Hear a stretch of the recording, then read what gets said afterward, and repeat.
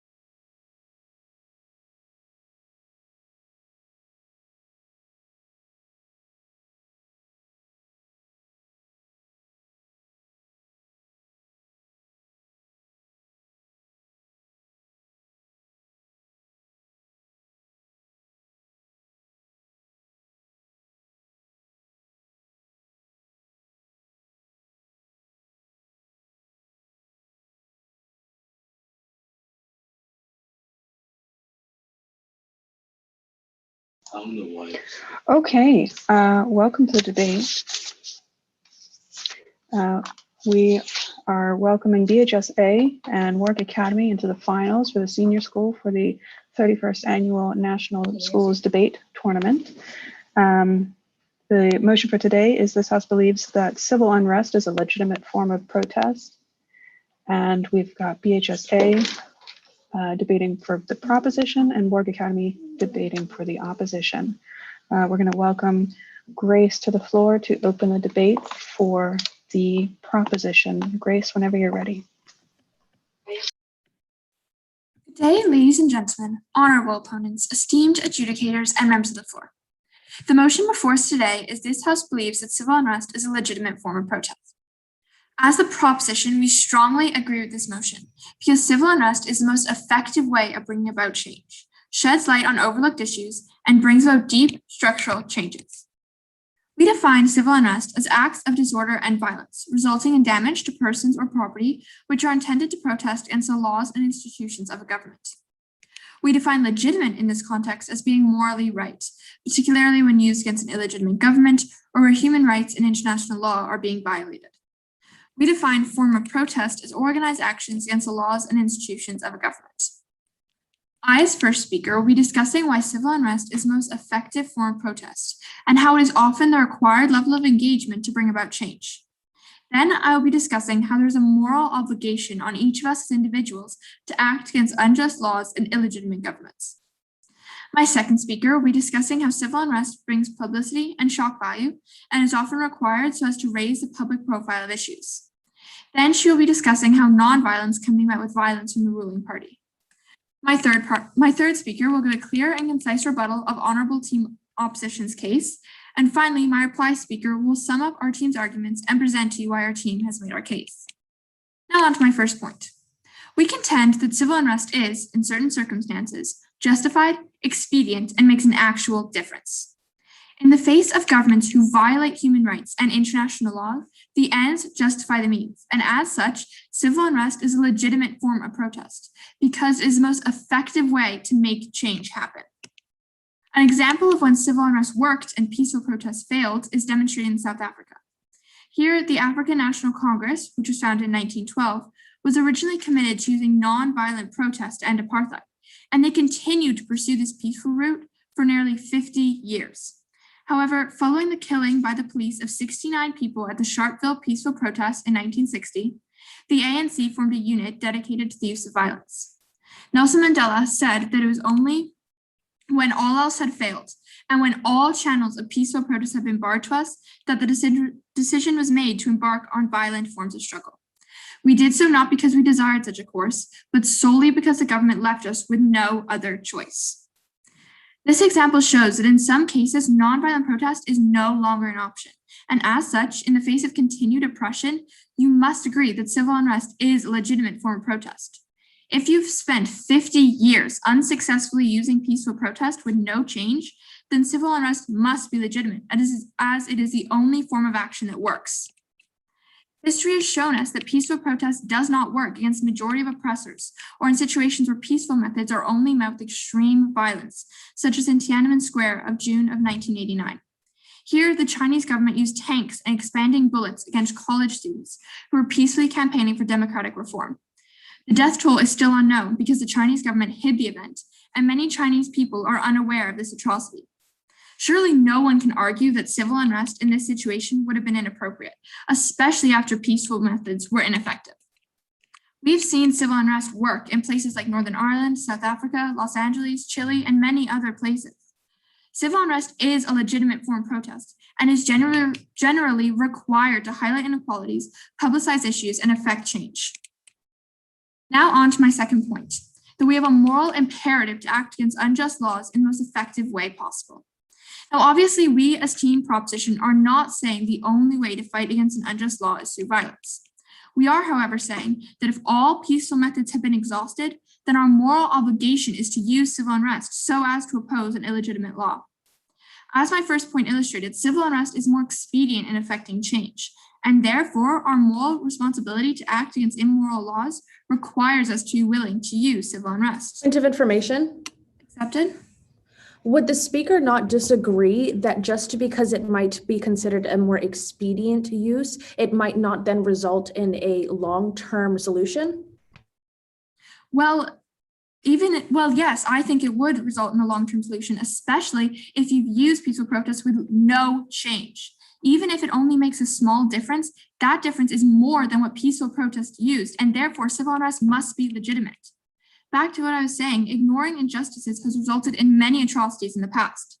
Consider the Holocaust or the recent treatment of the Uyghurs by the Chinese government, which has since been declared a genocide by both Canada, the United States, and the Netherlands.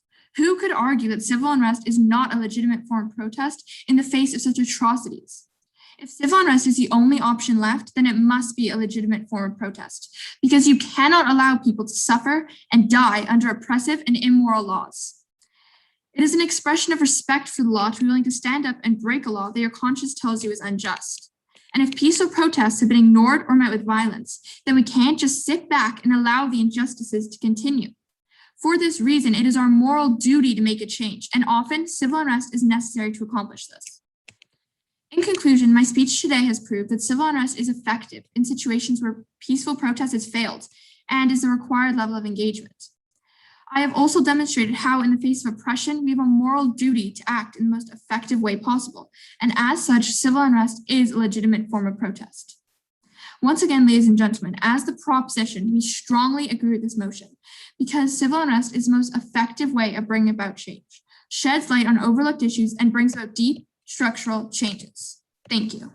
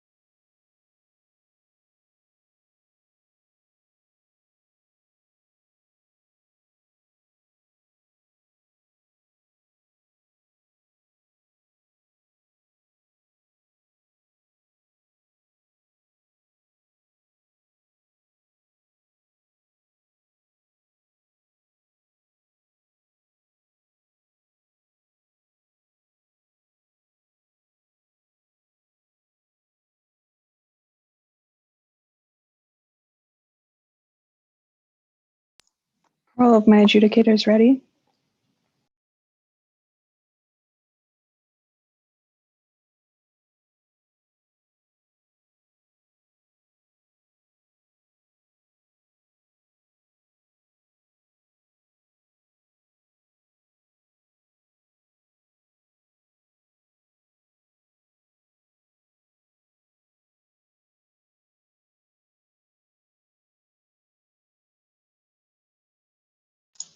Trevor's ready. Joe, are you ready? I can't see you on my screen. Yes, I'm ready. Fabulous. Okay, thank you, Grace, as the first speaker of the proposition. We're going to welcome the the first speaker of the opposition, Noah, to the floor. Let's clear this and get ready. And whenever you're ready, Noah. 200 years ago, the French Revolution began. What began as a noble crusade for the rights of man soon turned into a reign of terror, a bloodbath that would see thousands executed by a mob baying for blood that didn't stop until it had devoured itself. As riots ran rampant and the rule of law slipped away, the protesters' humanity seemed to go with it. But why am I dredging up ancient history? The answer is simple. We are reliving it. Shops being robbed, businesses being set alight as streets become war zones, ancient Paris or New York City. Rioters storming governmental bastions, demanding officials' heads on bloody pikes. The Bastille or the Capitol? We've reached a turning point, ladies and gentlemen, and if we wish to preserve our humanity, we must ask ourselves, will we allow ourselves to be governed by order or by the mob? Good morning, ladies and gentlemen, honorable adjudicators, worthy opponents, and members of the floor. The motion that stands before us today is this House believes that civil unrest is a legitimate form of protest.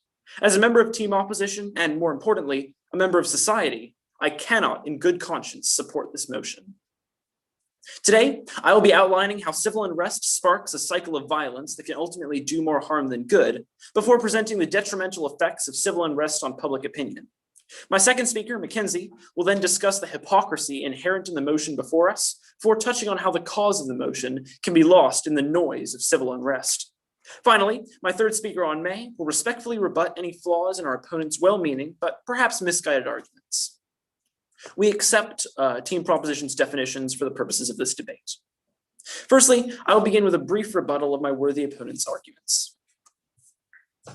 Your first speaker mentioned that peaceful protest simply does not work. However, the data just doesn't corroborate with this fact. In a political study done by the University of Barcelona, it was found that 46% of peaceful protests achieved their final aims, whereas only 22% of violent protests did. A study done over hundreds of protests around the world. Here, the proposition is trying to frame the exception as the rule.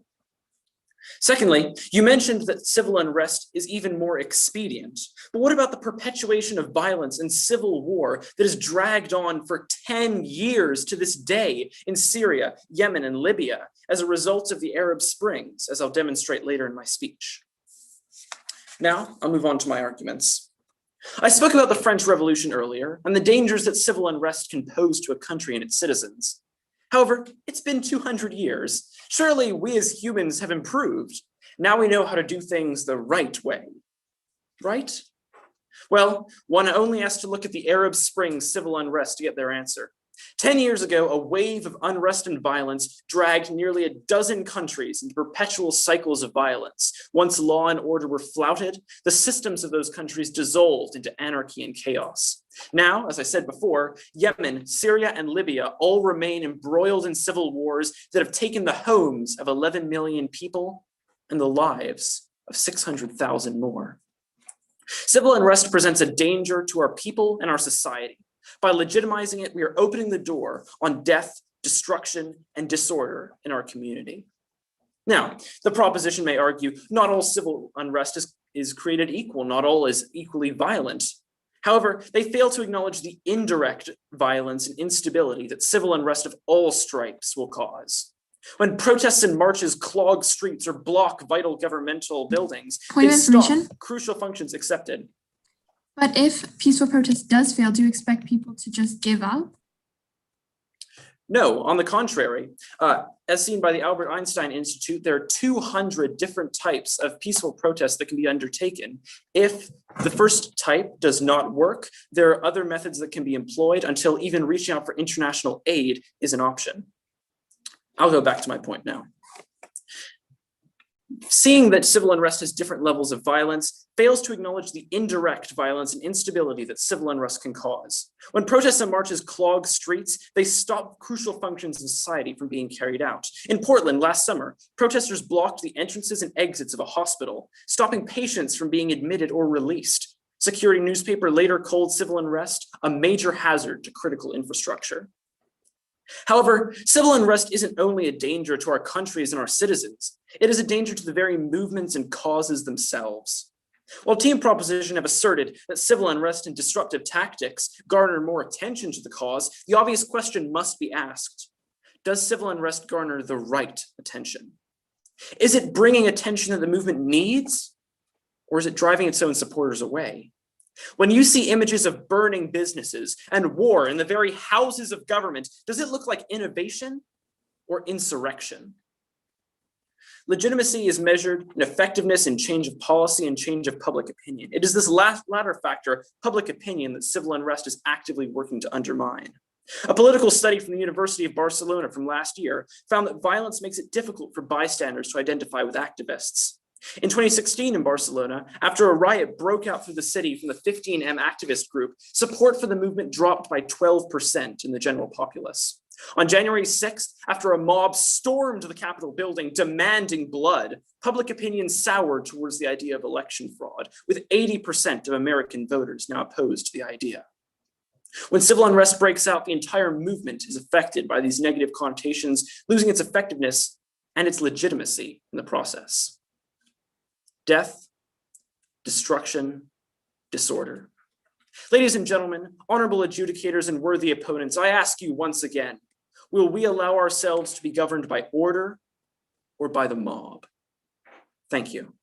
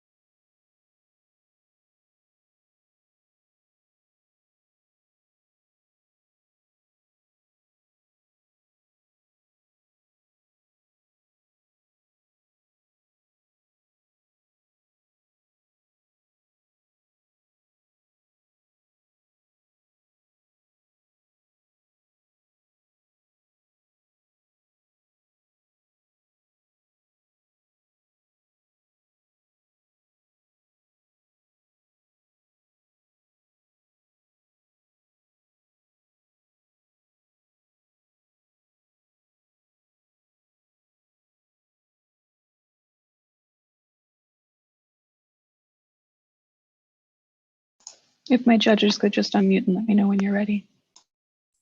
Ready? Ready?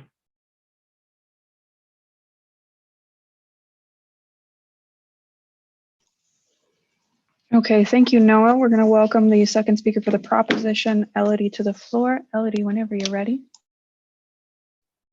Good afternoon, ladies and gentlemen, honorable opponents, esteemed adjudicators and members of the floor. The motion before us today is this House believes that civil unrest is a legitimate form of protest. We as the proposition strongly agree with this motion because civil unrest is the most effective way of bringing about change. It sheds light on overlooked issues and it brings about deep structural changes. We note that the team opposition has accepted our definitions. Firstly, I would like to rebut the honorable team opposition's first speaker. Team opposition argued that civil unrest sparks a cycle of violence. However, as I will be discussing later in my speech, specifically in the case of the Myanmar coup that is going on currently, even without violence, protests are still met with violence. Peaceful protests still get combated with force and violence from the military and the government and continue a violent cycle even without using civil unrest. My opponent also argued that even if peaceful protest doesn't work, there are over 200 forms of it to try. However, this failed. As in many cases of oppression and struggle, we do not have time to go through 200 different tactics, only aiming for one or two to work without certainty. In the South African apartheid specifically, there were over 50 years of peaceful protest and with no end. Different methods were used constantly, yet it was clear that desegregation would not occur unless force was used. Now I will begin with my first point, that civil unrest brings about publicity and shock value that helps protest against discriminatory legislation. One example of this would be the 2019 to 2020 Chilean protests, which were done in response to Santiago's bus fares being raised, increased cost of living, and privatization and inequality that was prevalent throughout the country. In protest, citizens of Chile, Santiago in particular, seized and burned buildings and infrastructure. This did not go unnoticed, and international appraise came from many countries, including New Zealand, where hundreds of protesters staged a solidarity march for the Chilean citizens. At the end of 2019, Chile's National Congress also signed an agreement to hold a national referendum that would rewrite the constitution if approved.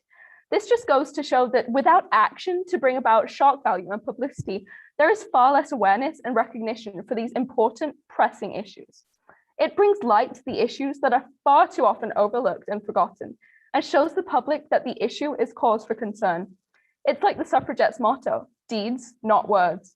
Ladies and gentlemen, we cannot let these issues go unnoticed by the public and the government. As my first speaker discussed, we have a moral obligation to protect those being oppressed and those who are struggling under oppressive legislation. And peaceful protest does not bring about the publicity necessary for change. To create deep structural changes, peaceful protest simply does not shed a sufficient light on these matters. So it is evident that civil unrest will bring about this change for us. Now I will begin my second point, that civil unrest is the only way to truly protest oppressive regimes. One example of this would be the Ukrainian Revolution of Dignity in 2013 and 2014, which was a series of violent events and riots following the President Viktor Yanukovych's suspension of an association agreement with the EU. This lost the trust of citizens all over the nation, so people rightfully protested peacefully, yet these protests did not make a dent in this oppressive, tyrannical government. It was clear to the world and Ukraine that it would take further, more extreme tactics to really bring about structural change. Following violent riots and civil unrest, Yanukovych was impeached, relieving oppression and tensions and aiding the entire country and its people. Without protesting with civil unrest, dictatorship and tyranny goes without questioning. People should not be oppressed and struggling without an end in sight. And when protesting peacefully, it does not bring about the structural change necessary to end this oppression. Only stronger tactics that show the world and the oppressive government or regime how bad the issue truly is will bring about this change. Another example of this would be the recent 2021 Myanmar coup.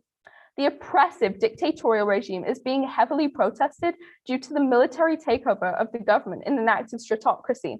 And many of these protests are peaceful, and yet they are not working. Myanmar has been declared a war zone, and the military has opened fire on these protesters, with 38 peaceful protesters being killed in one day. These protesters were using solely peaceful demonstrations, and yet the military continues to use force and shootings to shut these protests down. Peaceful protesting has so far not aided the situation and instead made it much worse. This is a human disaster, and if innocent people are being killed on the street, it's clear that there is a systemic issue with the government and regime that cannot simply be stopped with a march or a petition. It will take more protesting, using civil unrest to truly combat this violence. Silence is compliance, and we cannot let this injustice go without challenge. The Burmese citizens deserve a deep structural change, and it is clear that civil unrest will be far more effective than peaceful protest and could actually bring this change about. To assume that changes can be brought about without true action and meaningful protest with civil unrest and violence is simply delusional and far-fetched. As much as it would be nice to live in a world where all problems have peaceful solutions, this is not the world we live in, and there is no perfect resolution to an issue. Once again, ladies and gentlemen, honorable opponents, esteemed adjudicators and members of the floor, the motion before us today is this House believes that civil unrest is a legitimate form of protest. We as the proposition strongly disagree with this motion because civil unrest is the most effective way of bringing about change. It sheds light on overlooked issues and it brings about deep structural changes. Thank you.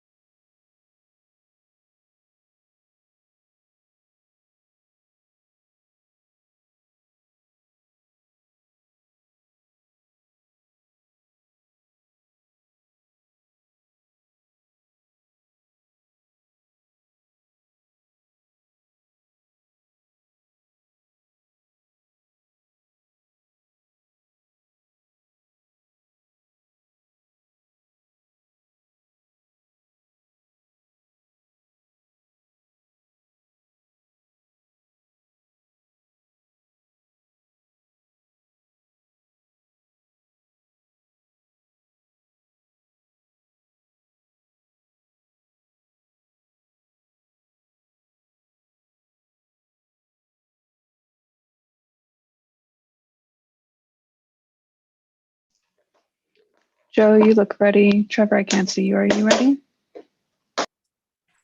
Ready? I'm ready.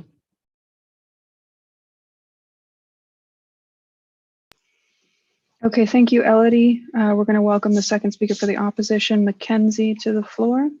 Mackenzie, whenever you're ready. Good afternoon, honorable adjudicators, worthy opponents, ladies and gentlemen. Before getting into my substantial case, I'm going to start first by refuting some of the points that we've heard thus far in this debate from side proposition. The first speaker got up and said that civil unrest is the most effective form, but there are flaws such as the extreme violence, reducing and overshadowing the real purpose that is found behind these protests, but I'll expand on this point a bit later. Also, civil unrest is not as necessary as side proposition makes it out to be. They've highlighted the examples of successes in civil unrest as if there are no examples of successful peaceful protests, such as Rosa Parks taking a stand against segregated bus laws. And because of this, leading to the bus boycotts. And after a year of boycotting, the bus segregation laws were changed in 1956. A success, legitimate. That is the real systemic change which we as side opposition seek. Now, we've also seen the continuous mentioning of the idea of morality, but do we not have a moral obligation to protect our citizens? And if we do, then why would we encourage violence? Not only can and will this civil unrest cause harm, but it will also justify the authorities' use of violence against these protesters, in which violent protesters will be outnumbered and could therefore result in greater casualty. And this is particularly detrimental in the examples of the oppressive governments which side proposition has continuously mentioned. They've also asked the very good question of if peaceful protests don't work, what do we expect them to do? And the answer will never and should never be violence. Rather, maybe this is the very time where we need to see the effective action of international organizations like the UN, whose entire creation has been based on intervening in these sorts of issues. Now, a key point that was mentioned is that there will be deep structural change. However, to this we ask the question, where is this deep structural change then after the months of civil unrest in response to the murder of George Floyd last year? Again, their second speaker went on to mention— information. No, thank you. Went on to mention the suffragettes, another example that in the long run falls on our side of the house, because if you question any historian, they will tell you that it was in fact the suffragists, the peaceful protesters, who won women's suffrage. This is because of their peaceful discussions with political officials, earning women the opportunity to assist in war efforts, vital in achieving suffrage in 1920. Accepted? Isn't it World War I that actually gave women the vote? I don't understand how that fit into yes, exactly what I've said. It was them helping in the war efforts, which is what earned them the right to vote, which they would not have had the opportunity to do had they not been involved with the suffragists and the peaceful protesters. Now continuing on. Firstly, the proposition has failed to recognize which protests are deemed credible, good, or deserving of legitimacy. There are differing opinions on which protests are considered good or bad, which therefore means that we as side opposition cannot support a blanket statement motion such as this because it fails to take this into account. The year of 2020 alone showed us both good and bad acts of protest. Good was the Black Lives Matter protests campaigning against police brutality. Bad was the Capitol riots. But ladies and gentlemen, that's what I believe. And while it might be what all of us present today believe as well, this sort of agreement can be incredibly detrimental if seen at a governmental level. In the previous US administration, how many of these members of government will have classified the Black Lives Matter movement as bad? Because almost all of them already have. Numbers of them in interviews have referred to protesters as thugs, uncontrollable animals, terrorists. And because they thought it was bad, would they then consider to legitimize it? No. Whereas some would support and praise the heroic actions presented in the Capitol riots, and that would be considered legitimate. This doesn't just show us, ladies and gentlemen, that we cannot overly simplify the division between good and bad protests, but it shows us that we cannot put the trust in the hands of our governments in order to determine the legitimacy of these protests. Now, my second point is centered around media attention. While media attention can be positive in gaining global attention for a movement, we are all very much aware of which and way the media attention focuses on the most negative, violent aspects of a protest. Not only does this show why we cannot legitimize acts of violence through the legitimization of civil unrest, but it also highlights the ineffectiveness of extreme civil unrest. This is what it looks like. Side proposition legitimizes civil unrest. People act out, they're violent, there are casualties. The media focuses on those casualties, on the violence.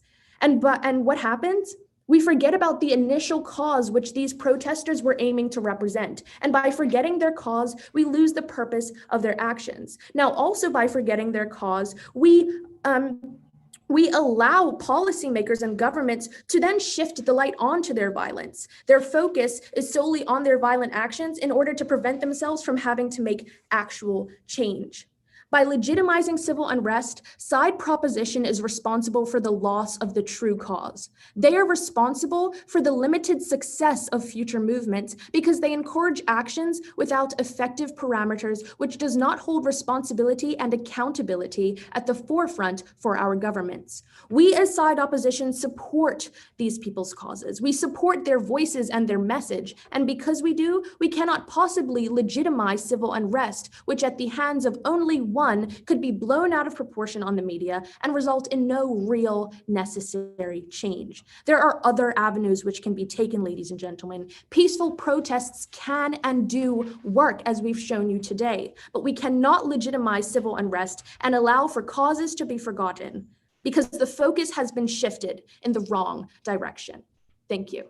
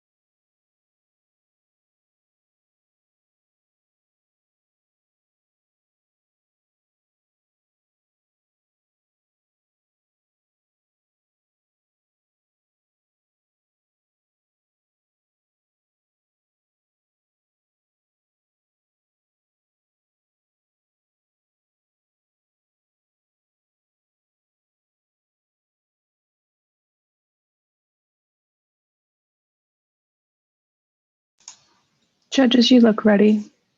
Are you ready? Fabulous. Thank you, Mackenzie. We're going to welcome the third speaker for the proposition. And I'm going to mess this name up. I apologize. So whenever you're ready, you can start. Good day, ladies and gentlemen, honorable opponents, esteemed adjudicators, and members of the floor. The motion before us today is this House believes that civil unrest is a legitimate form of protest. We as the proposition strongly agree with this motion because civil unrest is the most effective way of bringing about change, sheds light on overlooked issues, and brings about deep structural changes. I will offer a systematic rebuttal of Team Proposition's arguments. Firstly, honorable Team Opposition argued that violence leads to an escalating cycle of violence. However, this argument failed because even protesting peacefully can still be met with violence. The fact that it's escalating does not automatically mean that civil unrest is therefore not legitimate. In many cases, peaceful methods were tried and failed, leaving people to fight back with violence. It is a form of self-defense, making violence legitimate and acceptable. A good example of this is in Syria, when the peaceful protesters were met with gunfire by the state security forces.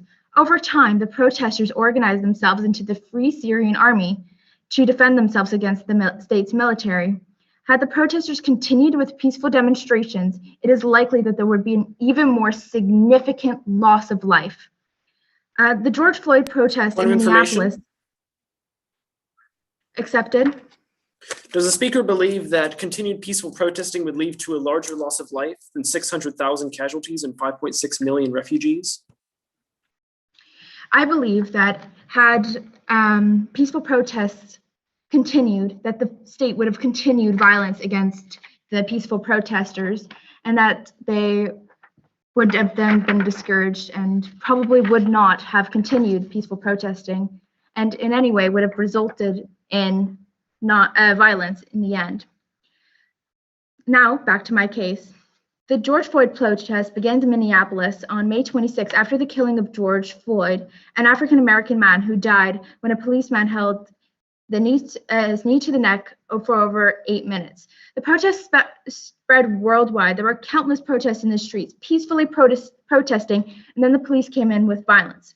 A source from the Time has a quote from a Baltimore teenager after the death of Freddie Gray, who died in police custody due to injuries sustained by the police. It states, "A Baltimore teenager said to me, 'I know Freddie Gray's family didn't want rioting and don't want us destroying our community, but we don't want the police killing us. And if they won't stop, we don't know what to do.'"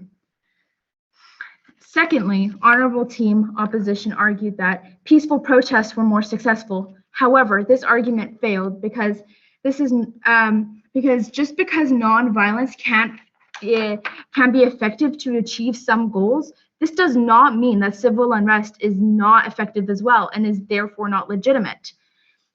An example of this is Ukraine. How the strategic use of violence can be effective is the Maidan Revolution in Ukraine from 2013 to 2014, which started to see their demands being met after the protests became violent. In the beginning, they had no power when protesting peacefully. When things became violent, however, the protesters became more of a threat to the government.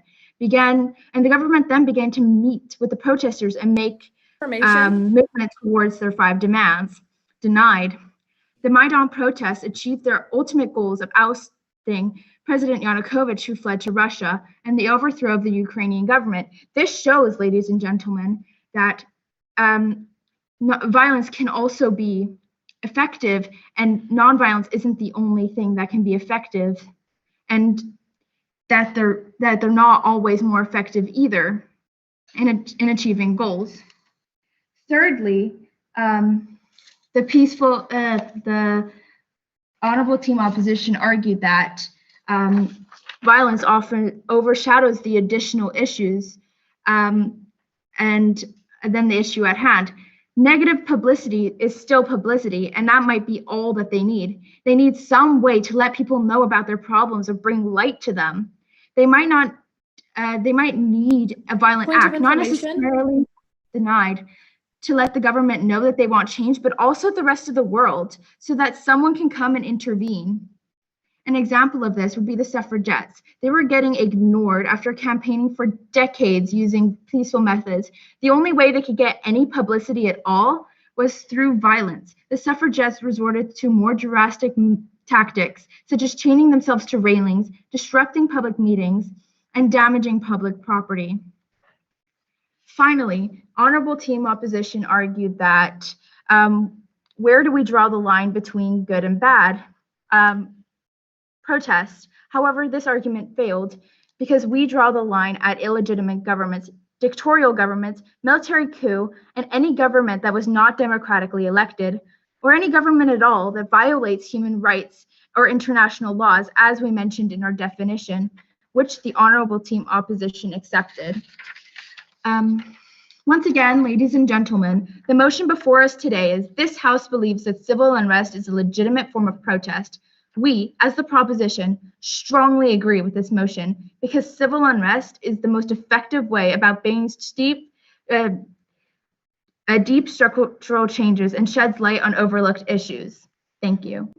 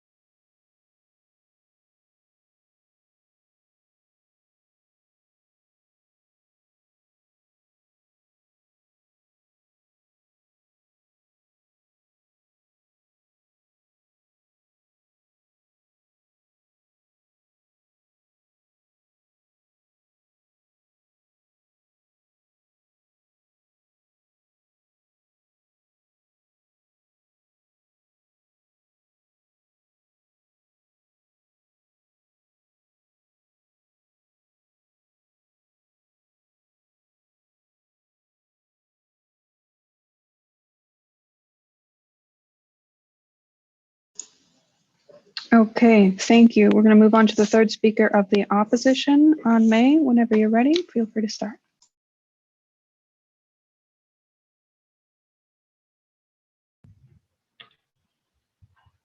Good day. With formalities already being established, I'll move straight into my rebuttals. There were three major clashes in today's debate that I will address. One, whether or not civil unrest is effective. Two, whether civil unrest draws successful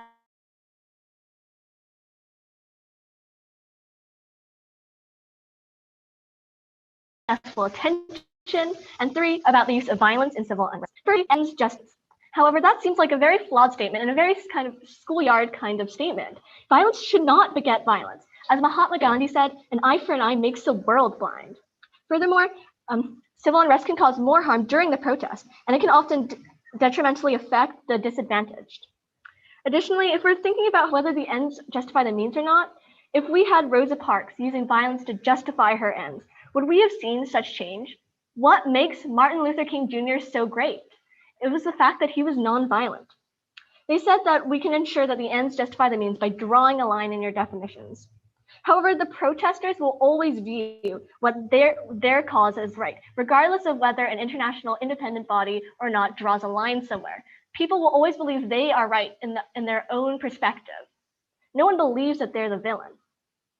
Secondly, they suggested that there will be deep structural change thanks to the civil unrest. However, the stats that we as team opposition has provided do not lie.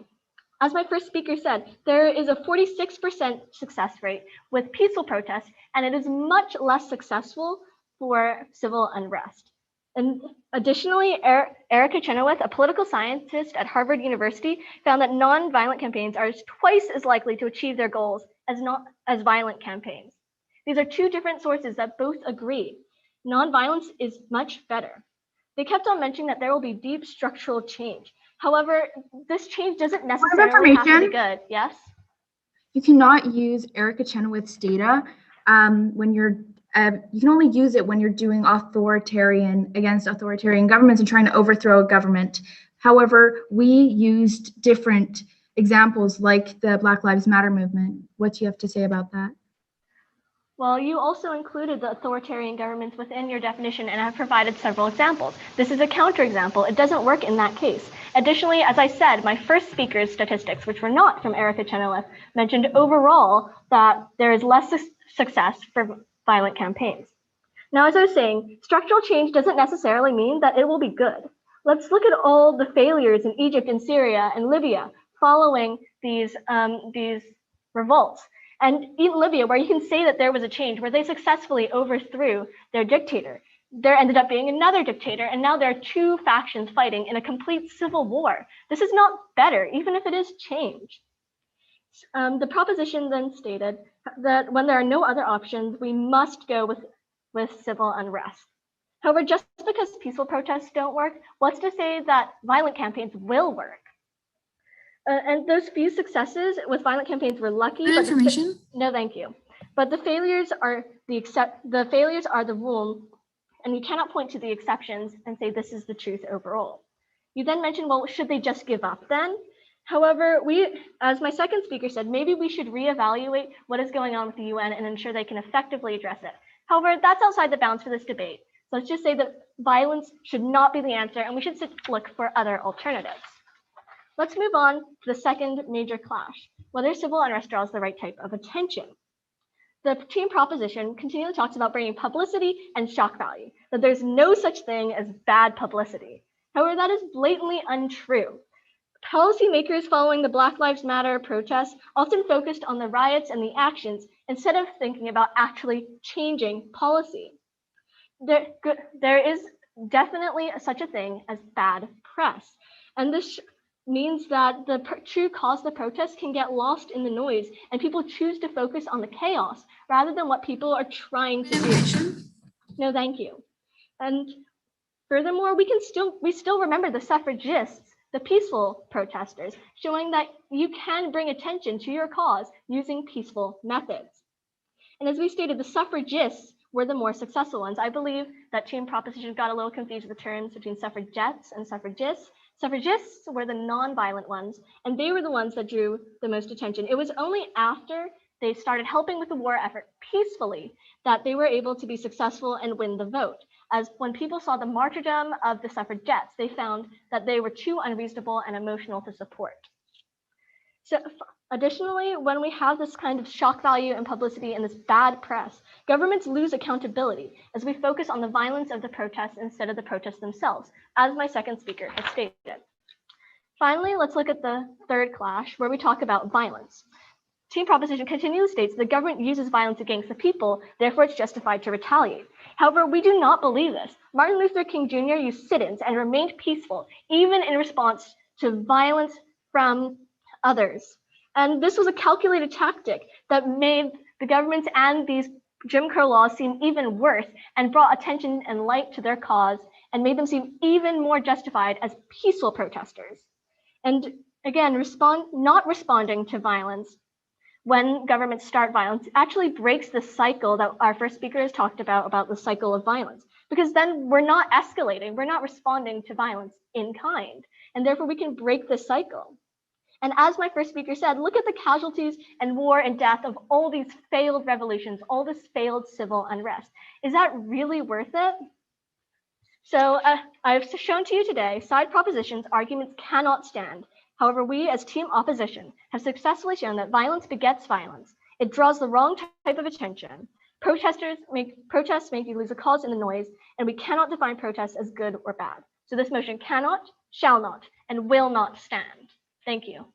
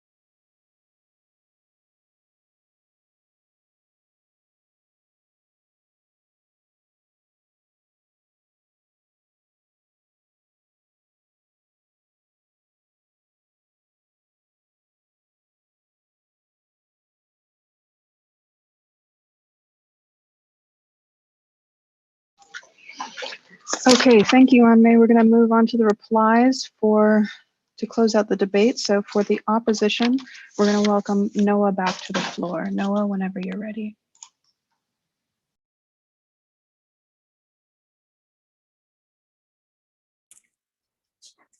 Good day again, ladies and gentlemen. As the reply speaker, I would like to sum up the events in today's debate, the major points of contention, and the overall outcome of today's interaction. Today, side opposition has successfully shown you that civil unrest is violent and damaging, both directly and indirectly to the societies around them, and can cause the integrity of a nation's laws to deteriorate. Secondly, civil unrest can work to diminish public support for the movement. Well, my second speaker, Mackenzie, talked about the inherent hypocrisy present in the motion and how civil unrest can make you lose the cause of the movement in the noise. Our worthy opponents on side opposition, on the other hand, have attempted to submit the arguments that civil unrest is the most effective form of protest rather than nonviolent protest. However, continually, myself, my second speaker, my third speaker have all pointed out that peaceful protest is more than twice as likely than civil unrest to succeed, a fact which team opposition seems to ignore. And we've shown dozens of successful examples of peaceful protest, such as the civil rights movement and other interactions. Secondly, team opposition posits that it brings shock value and attention to the march. However, my second speaker, Mackenzie, has shown this point to be flawed, pointing out that while civil unrest may attract attention, this attention is largely negative, deterring bystanders from the movement and hurting the movement overall, losing the cause in the noise. Finally, team proposition brought up the point that the government can respond violently to nonviolent protests. However, this point was successfully refuted by my third speaker, who displayed that Martin Luther King Jr. specifically told his followers not to fight back, bringing positive attention and justification to his movement. Additionally, responding to violence with violence brings us into these cycles of violence that we see throughout the Middle East and other areas in the world, the very violence that we are trying to avoid. The two major points of contention of this debate consisted of, firstly, that violence, not peaceful protest, is necessary for change. However, it's clear that side opposition succeeded in our portrayal of events, as we have proved multiple times that peaceful protests are far more likely to succeed than civil unrest. The second major point of contention was that civil unrest is the only option left if peaceful protest fails. However, side proposition clearly did not achieve success at this point, as just because peaceful protest doesn't work, what's to say that civil unrest will succeed? Indeed, my second speaker, Mackenzie, spoke about how international intervention can also come into play if peaceful protests have failed. Ladies and gentlemen, I would like to now ask you all to take a step back from this debate and consider the bigger picture. What is this debate for? The unfortunate truth is that if side proposition won today, they would have us live in a world without order, a world where anarchy runs rampant and the rule of law has been reduced to a mere suggestion, where violent and brutal actions are not only considered necessary, but actively encouraged. They seek to force us into a world that values not the meaning and the reasoning behind these movements, indeed the very things that make us human, but instead the gross spectacle and shock of civil unrest. On the other hand, our side opposition realizes that boundaries must be acknowledged, that there are moral limits to the ways we can live our lives as both a responsible individual and as a member of a global society. As we consider the impacts that our actions will have on others, and as we work together peacefully for the good of people everywhere. Which world would you rather live in? I know which one I would prefer. Thank you.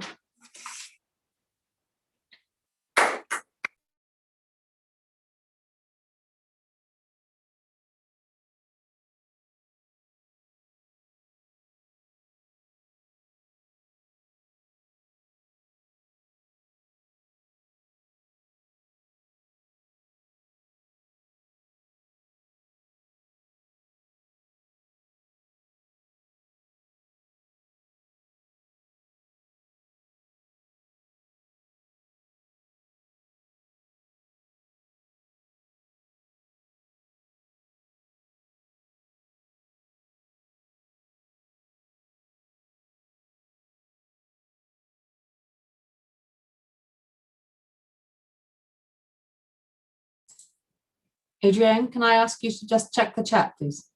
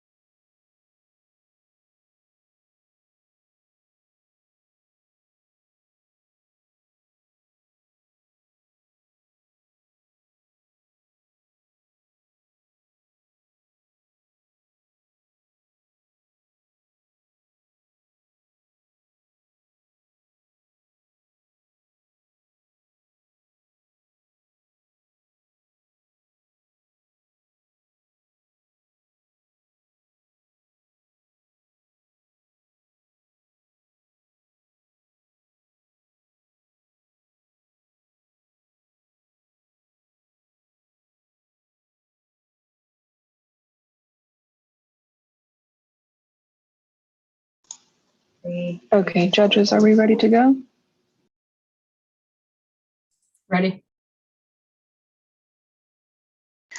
Okay, thank you, Noah. Again, we're going to welcome the last speaker for the proposition to close out the debate. Elodie, whenever you are ready, feel free to take.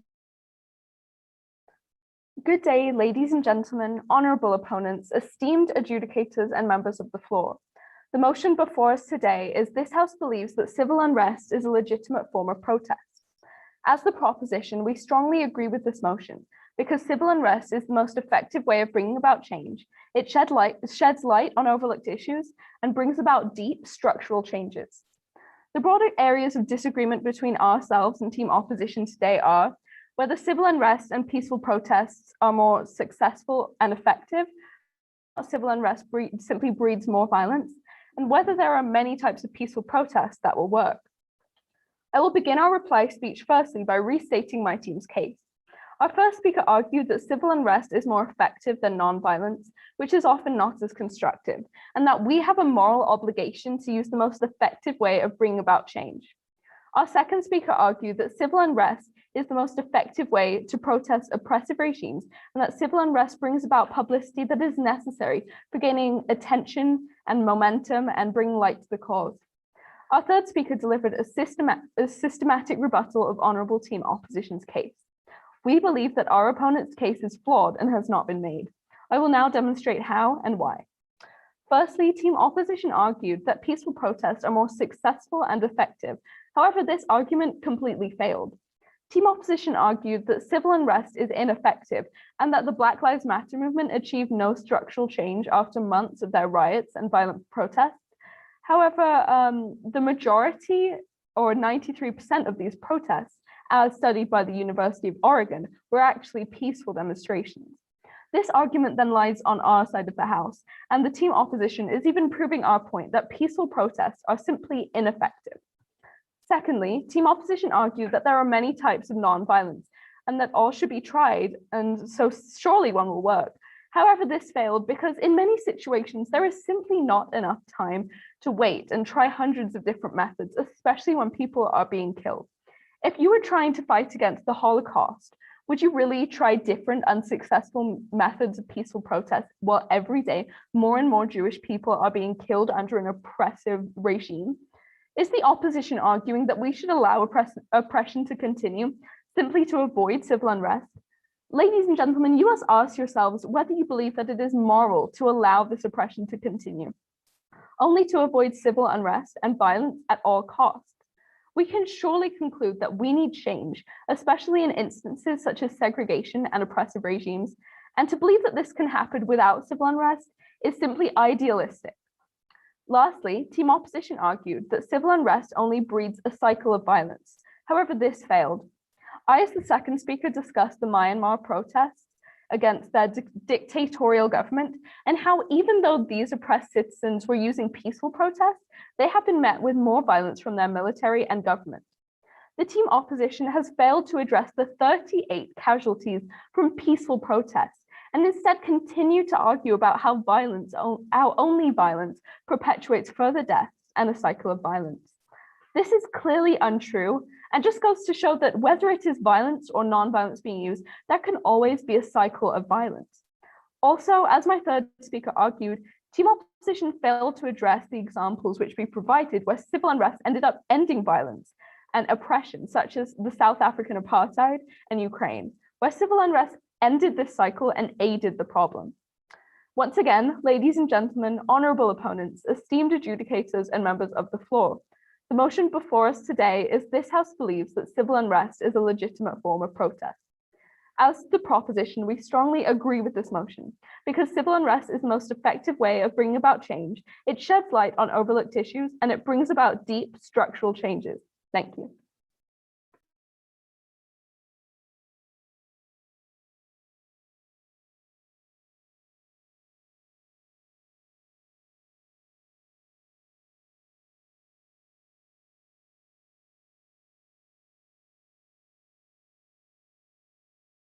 Where's my BHS team?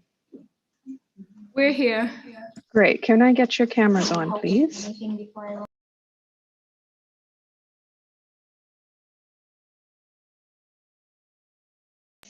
Great stuff. Okay, so firstly, what I would like to say is that it was an extremely close debate. And I will also say that all of us voted this in the top debates we've ever watched and judged. And to say that, you know, I've been doing this for a few years, Joe's been doing this for a few years, Trevor was world's coach, the national team coach. So we've seen a lot of debates, we've debated ourselves, and to say that we really meant this was an excellent debate. You guys managed to cover probably 95% of the rebuttal you should have covered, which to me is incredible. I was a third speaker and I know how difficult that is. I know how difficult it is to be live in general. You guys are live now on YouTube doing this. You're doing it via Zoom, which is a new way to do things for you. All of these could have been obstacles for you and you guys embraced them and you did an excellent job. I really cannot stress that enough. If people are watching this and they don't know much about debate, since we are live right now, I just want to say we don't listen to the whole debate and then say, I think this team won me over. There is a process. We do judge 3 criteria. It is style, it is content, and it is strategy. So style is sort of the bravado and the confidence that you bring to the floor, how you address people, how you look them in the eye, which is difficult via Zoom, so we're giving a little leniency on that. Content are the facts that you bring. Strategy is stuff like accepting or denying points of information and how you address those, and if it jars you when you take them, that sort of thing. So that's just for people who don't know how it is that we judge things. So with all of those factors built in, I will announce that this was a unanimous decision, and we gave it to the opposition Warwick Academy. So congratulations, everybody. I don't know if my judges have anything else they'd like to add to what I've said.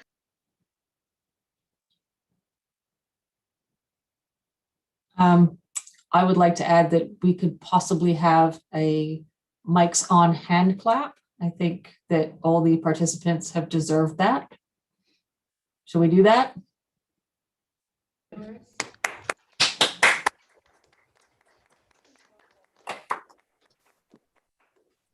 Yeah, I just want to reiterate, well done to everybody. That was a great debate. Thank you all for your participation. You can feel free to leave this call. Right, that's what we're going to do. We're going to leave this call, and I think you guys know what's happening with the prize.